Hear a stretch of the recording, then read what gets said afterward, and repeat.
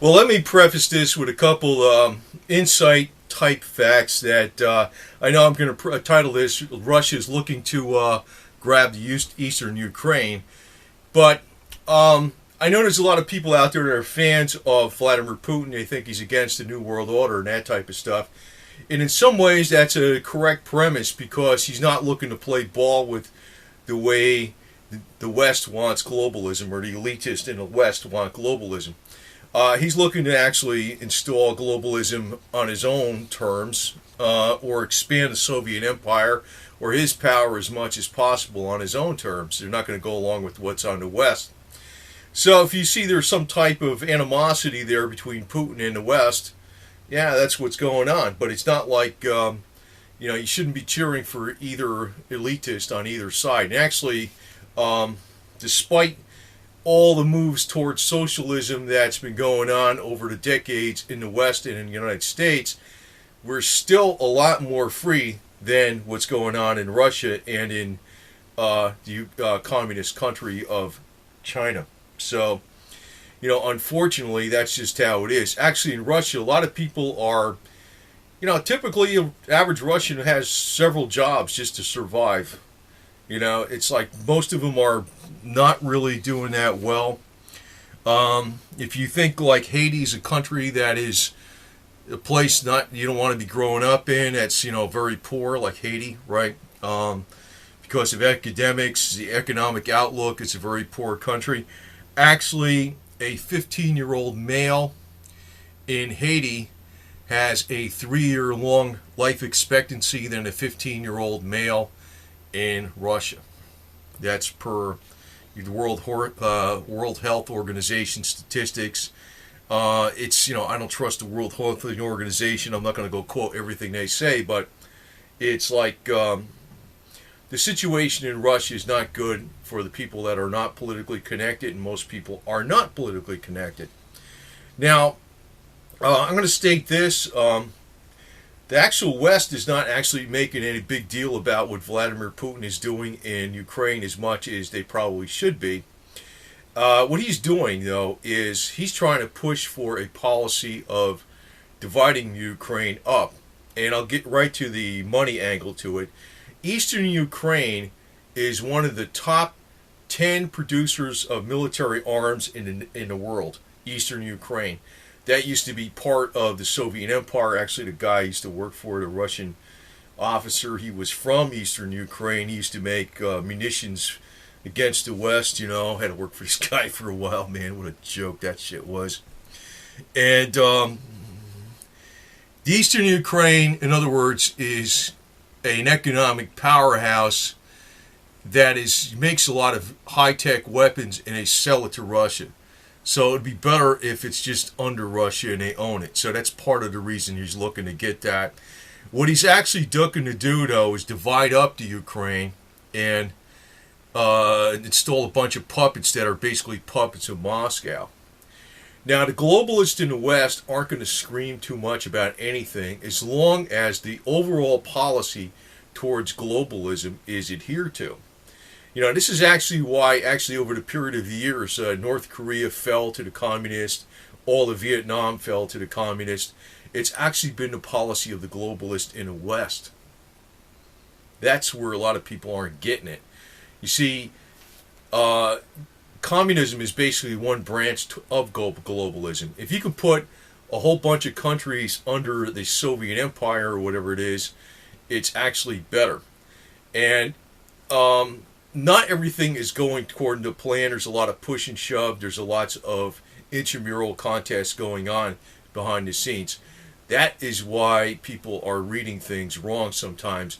Actually, when the Soviet Union came about, it really came about from policies that were decided in the Yalta Conference by FDR. If Admiral Nimitz and General MacArthur were present, they wouldn't have allowed all of Eastern Europe to fall under Soviet hands. There's always been a policy of pushing towards globalism, with communism being one arm towards that goal. But Vladimir Putin has his own type of agenda because he wants it. He'd be fine with globalism if Russia was the freaking global leader. He's got no problem with that. So I think people should think. Well, people should think. It's not. I think it's people really should think what's going on. It's like, you're taking one alternative like Vladimir Putin versus the Western elite. It's like choosing the difference between a rock and a hard place. It's like, forget about it. You don't really have a choice there. There is no choice. Actually, what needs to be done is all Western peoples and people from China and Russia ought to rise up against their leaders in any kind of piecemeal fashion they can and get really free and get the grip of the oligarchs out of Russia and the Wall Street crooks out of the United States. That would be the ideal situation. Actually, what's going on here in Russia is like I said, they're going to try to install piecemeal federalization of Ukraine. Basically, they want to divide it up into sections. In this way, the Ukraine will be under the control of Russia, one way or the other, through puppet leaders. Now, one problem they have with the Crimea, like you say, the Crimea went to Russia, but there's one reason. This is one reason besides the major arms industry in the eastern Ukraine that Russia wants the eastern Ukraine. The Crimea is totally dependent upon electricity, and it's not just it's everything. Everything's piped there: energy, electricity, all kinds of stuff. I think fresh water. The whole everything is coming from the Ukraine. So if the eastern Ukraine, it's coming from the eastern Ukraine. So if the eastern Ukraine decided to cut off the Crimea and just cut off the border and put like a wall there and say to hell with it, we're not going to trade with you people, we're not doing anything, Russia would have to ship everything in by ship. Like they'd have to bring it in by the Black Sea. That is where the Crimea could go right back to the Ukraine, and Russia knows this. That is why there's two main reasons Russia is looking to actually go for the eastern Ukraine. Now, the troops down the border may or may not be used, but it's also used as a diplomatic tool. And it's like, either you go with us or risk invasion. So that's part of the reason, too.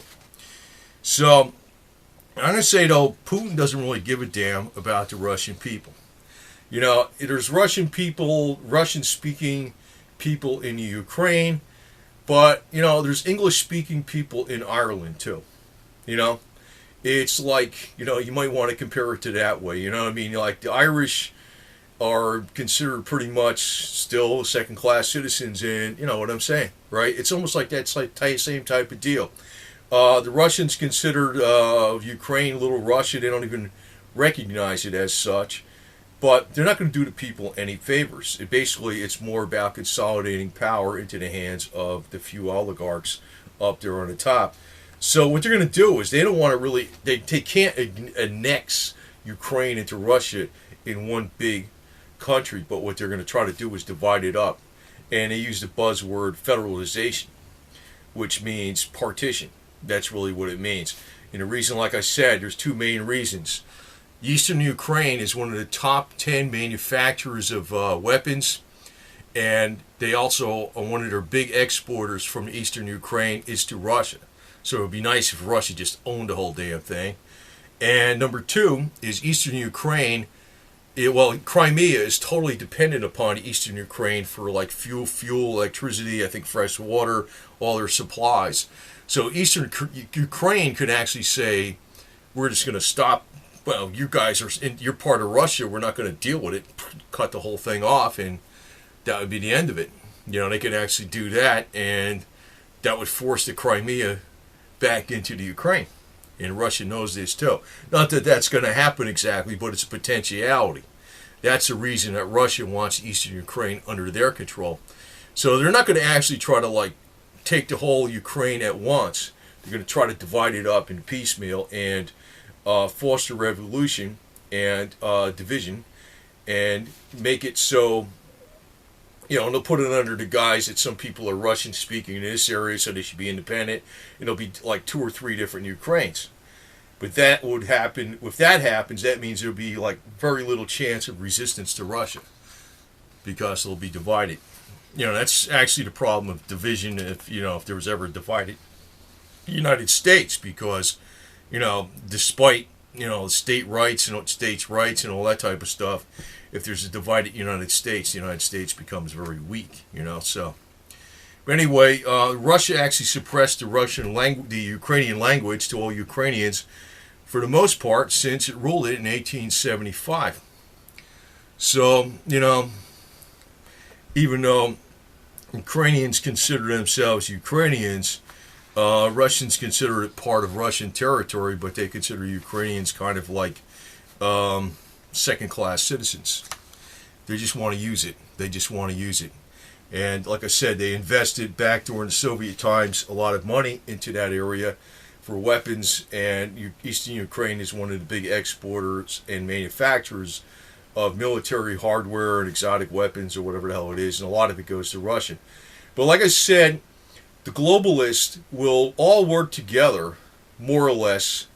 There's a lot of intramural competition going on, but they more or less are all working towards globalism. It's just that there's a difference of opinion who wants to be the top dog. That's what you're saying. Now, the one problem that really Russia has with Ukraine knocking this guy out, that was the Putin puppet. I know people are going to say, they were done by the West and Soros and all this. But Ukrainians, by and large, didn't want this guy. This guy was corrupt. The guy that, Yanukovich, whatever his name was, he was very corrupt. I mean, you could look at his wealth. It was in the stratosphere. And in a very poor country. That alone should tell you that he's corrupt and he doesn't give a shit about people. Just his opulent lifestyle, which, like, he lived in a home that looked like the Palace of Versailles. He had a freaking zoo, a golf course, a lake with a freaking antique vintage. It was a yacht that looked like a Spanish galleon or something, a giant Spanish galleon. He had like hundreds of cars and motorcycles of vintage that were worth millions and millions of dollars. Opulence in his house that looked like, decked out, that probably cost many millions of dollars. That would make Bill Gates envious, probably. And, this is the guy that's running a poor country. So they ousted him. What Putin fears is that, when something like that happens, that's more, that gives more impetus to other people that oust Putin. Putin's never going to give up power, ever. Never. That's why this guy's probably, I hate to say it, because I'm not a doom and gloomer, but he's probably going to lead to World War III in one way or the other. And what's really going to go on here is not so much the forces of total good against the forces of total bad. It's actually going to be more like competing gangs for globalism. And that's really what's going to happen, if there is a world war.